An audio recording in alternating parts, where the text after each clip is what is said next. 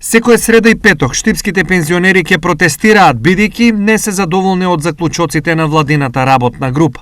Извршниот одбор при Сдруженијето на пензионери на општина Штип ги отфрла сите донесени одлуки на работната група која имаше состанок без ниту еден представник од другите градови.